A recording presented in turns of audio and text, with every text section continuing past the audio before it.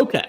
So why don't we hop to recruiting, TJ? So we've got a couple of pieces on recruiting, including Brady Hart, who we've been hearing a lot about. So I'd love to hear kind of what your intel is on that while I get the video queued up here. All right, yeah. So, I spoke about this. I don't know if it was last week Tuesday or Thursday show, but I kind of talked about I don't really follow 26 recruiting very much, except for one exception, and that is quarterback, or if a kid commits from a 26 class.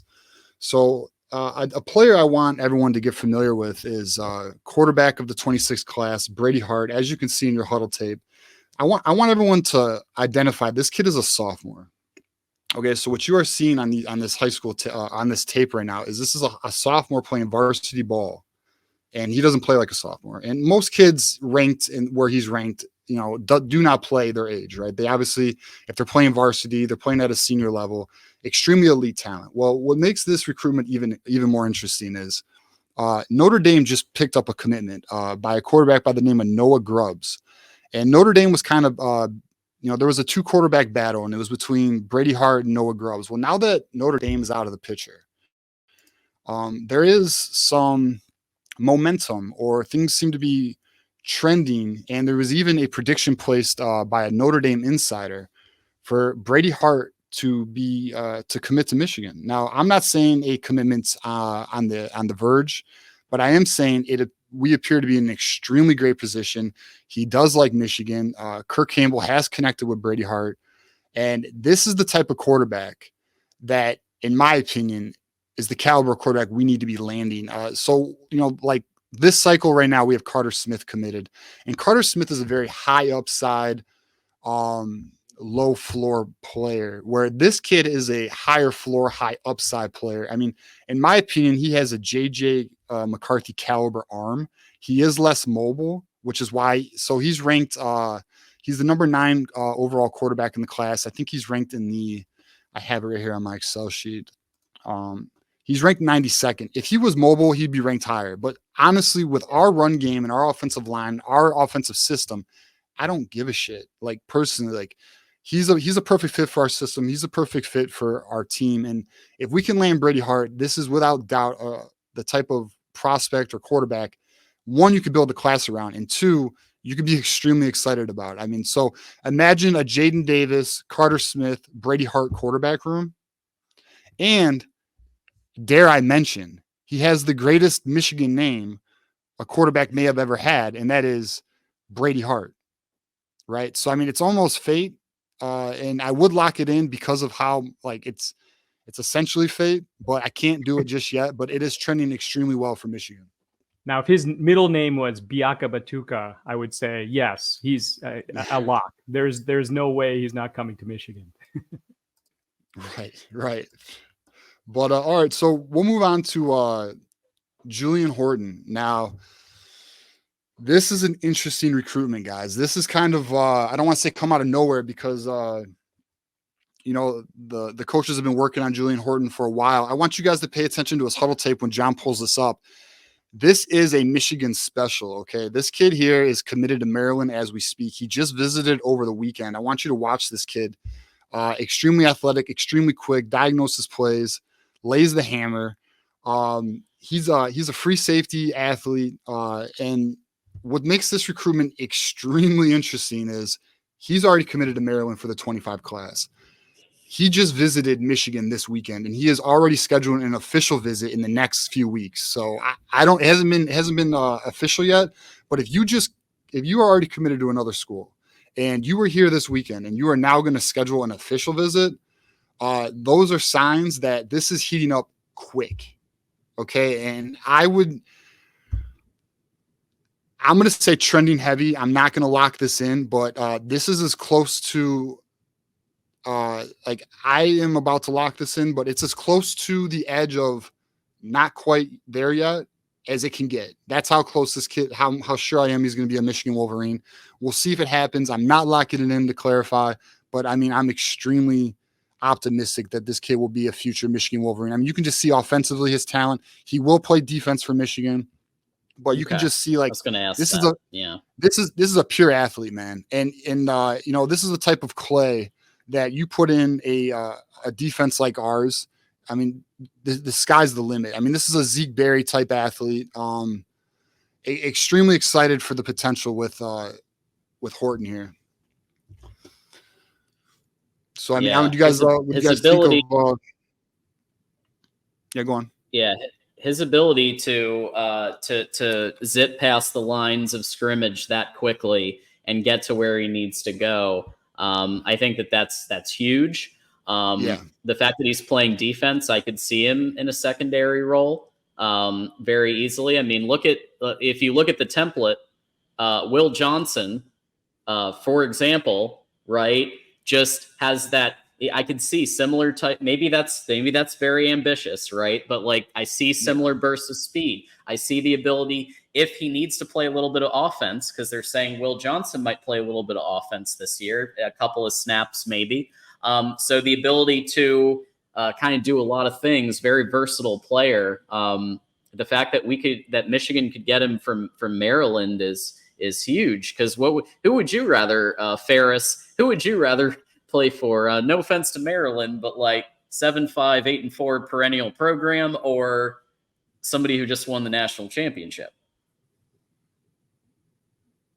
You're muted. Yeah, excited to get a player from Maryland. Yeah, sorry about that. Well, yeah, there is a guy named Jayshawn Barnum that I think will be introduced to some of these OSU fans if they don't know him already. I have no qualms about getting players that are committed to Maryland. Maryland does have some really good football players, and happy to do that. So, I think one of the things is, Michigan as a program, we're trying to do the right fit. We're trying to get the right fit. We're trying to get the NIL program for freshmen kind of upgraded. But getting the right people, as we saw with the Micah interview, you can tell right away that he's an excellent fit for Michigan. And that's the kind of, those are the types of people that we want to get at Michigan. We are not just chasing stars like other programs might, and we're not building, origami trophies for off-season championships like other schools might. So I'll just stop there. No, I mean, all facts. And yeah, I mean, so like, John, you were talking about like maybe a player comparison. When I was watching Julian Horton's film, I was thinking his burst and his play recognition, I was getting some Cole Sullivan vibes. Now, Cole Sullivan's obviously a linebacker, but I mean, playing a safety position, there are some transferable skills. And, I was getting some of those, heat-seeking missile vibes. And, hopefully we land him, man. I mean, I think he'd be a very good addition to the class. I do like this player, high upside player. We'll just have to see when he schedules his official visit. We'll definitely talk about this more on Michigan Live. So we'll transition. So we just went through an official visit weekend.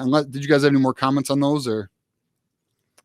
No? Just a quick comment on Brady Hart. He does look like Jackson Johnson. If you look at his profile picture, they do look alike. I pointed it out in the chat. Jackson agreed. Oh my God! So hold on. Wow.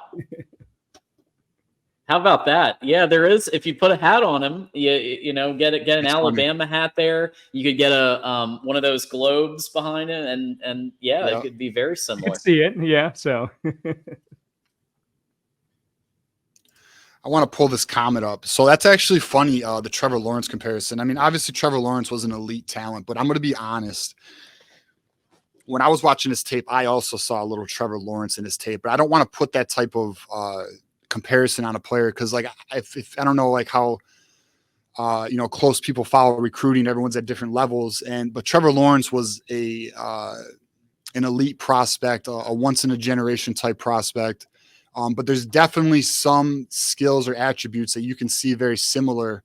Now he's not Trevor Lawrence, that's not the comparison, but there's definitely some even with the mechanics that I can see with the Trevor Lawrence and a Brady Hart. So again, we land Brady Hart, boys. That'll be a day we'll probably do a breaking news show, because it will be that type of impact for the Michigan program.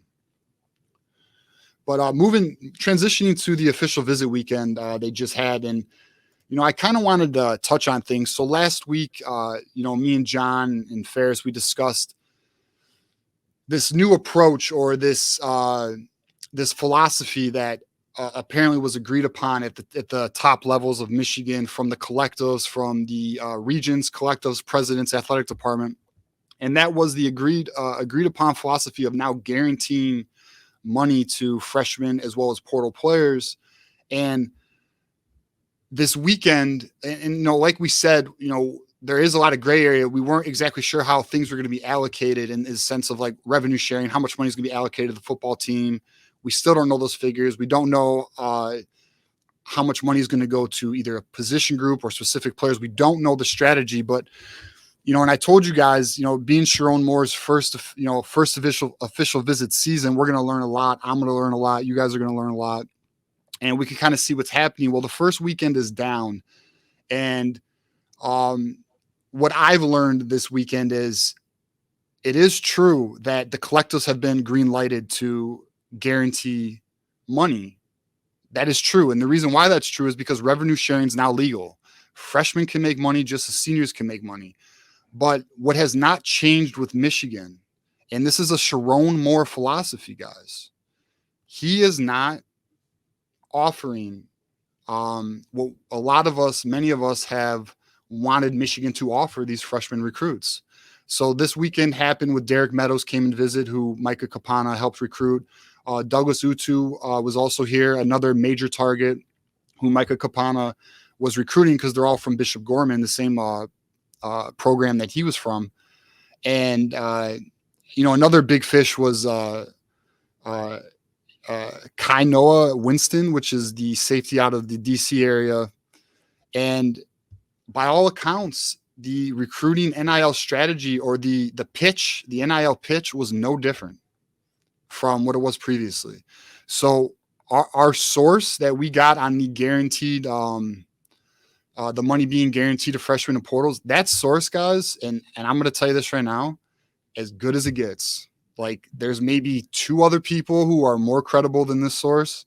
And those two other people would be Sharon Moore and Ward Manuel. Okay. And then the next most credible person that you could possibly get that information from, that's the source that said what he said on this topic. So it is legitimate information. It is good. It is a good sourced information, but the reality is this: Sharon Moore still philosophically is taking the same approach they were taking before. And that's how he wants to build his program. And we are now learning that. Official visit season's on us. Now, let me also say this, though, to give some clarity. It's 1 week. What I'm gonna do personally is I'm just gonna observe this entire official visit season, and then at the end of June, I'm gonna give a take to. Oh, we lose him. We caught him in the matrix a little bit there. All right. Hopefully you'll come back. One thing I did want to point out as we were kind of getting through that, I was looking at there was a picture. I don't know if you, John, if you have it or not, a picture of Utu. Oh. And his family. Oh, sorry, we lost you there for a little while. I was just when you're talking about recruiting freshmen and things like that, there was a picture of Utu and his family. Did you see that picture, TJ? No, I don't know when you guys lost me. How long was I gone for? Like 30 seconds, maybe. Okay. Yeah. No, I didn't see the picture. Okay. Yeah, you get back to what you were talking about, but I'll get that.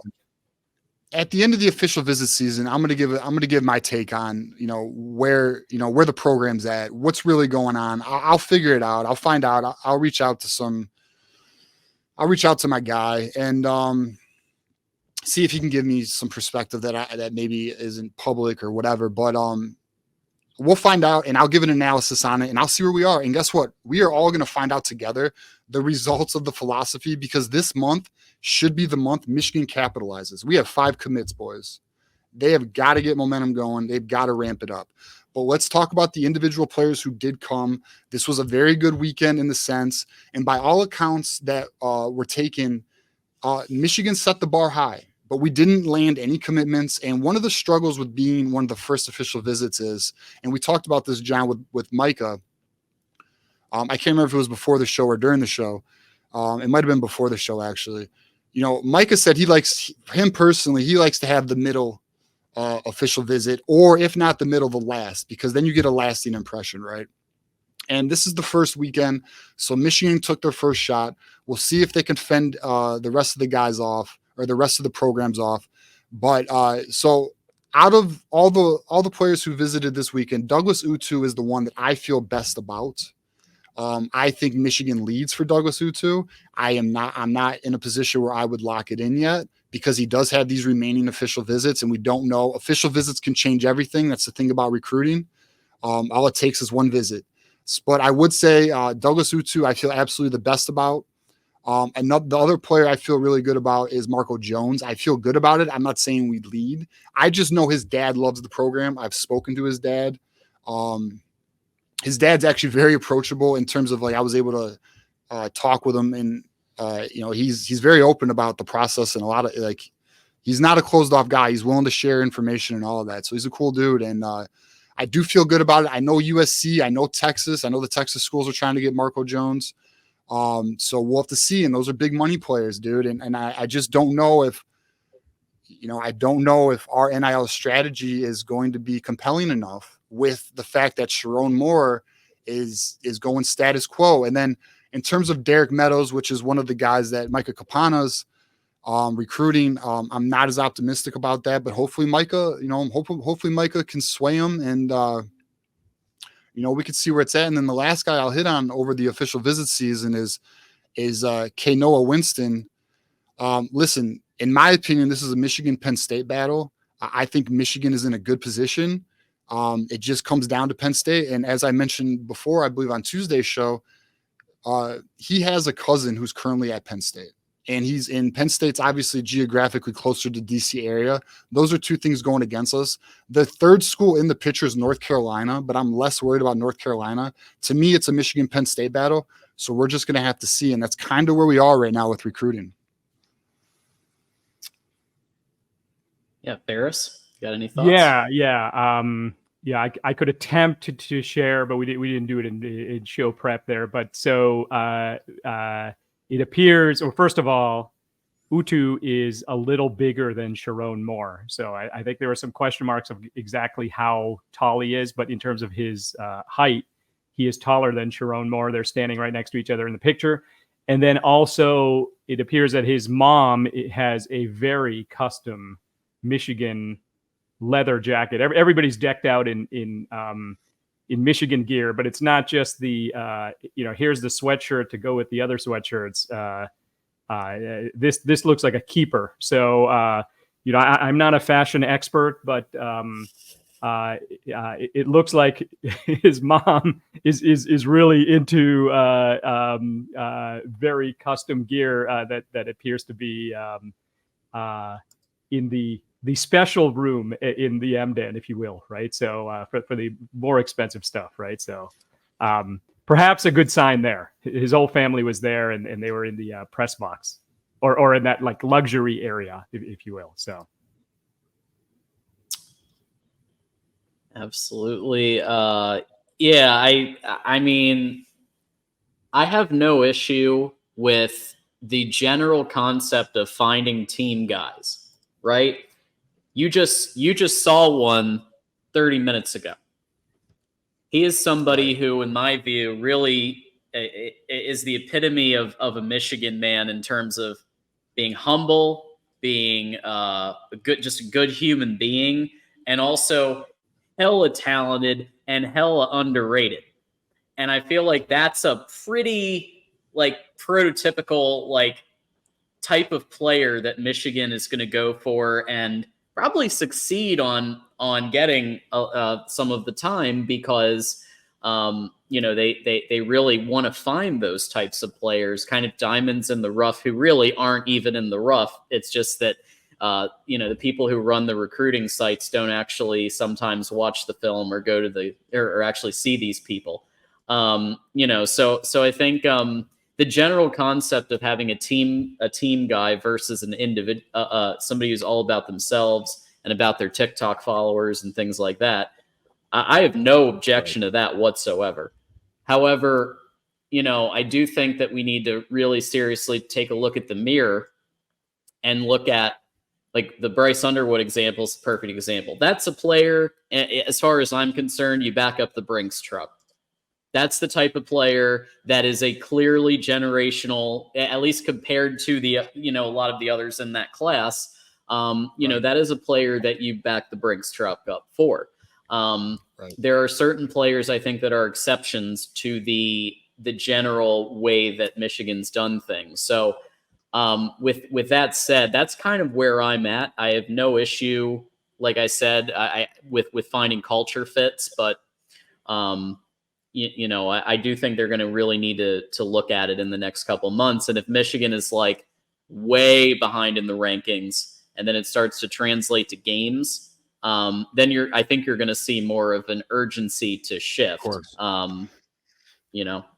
I think that's I hate to use the word unfortunately, but I mean, it is unfortunate. Like, hopefully there's not a regression, and that's what creates change. Like, I mean, I think many of us want evolution now so we can avoid regression. We want to maintain the elite status we've achieved. I mean, to be a top 5 program in college football, a top 3 program in college football, a freaking national champion in football. Like, college football is so goddamn competitive, dude. It's an arms race. To do what we were able to do, three-year Big Ten champion, national title winner, domination on the field, literal domination. We spanked Washington in the national title game. I mean, we want to just maintain this, right? And then, there'll be people in the comments, oh, well, we did it in the NIL era. I'm not even gonna get into the debate. And if you want to debate it, there's a Thursday night call-in show. I'm always happy to have that discussion. We can have that discussion anytime you want. But yeah, man. I mean, I'll say this though. I'll preface my final analysis on Sharon's recruiting approaches. And when he got hired, he says he wants to be an aggressive recruiter. And honestly, guys, I have not seen it yet. I have not seen this aggressive. I've seen it in Dusty May, but I have not seen it with Sharon. But maybe Sharon's trying to find his way. I don't know. I mean, we still need to observe. We still need to see. But I'm slightly underwhelmed. But we need to give it the entire month, the entire official visit season, because they may knock it out the park. Like, there's still a lot of room. There's still a lot of time, and we'll just have to see what they do.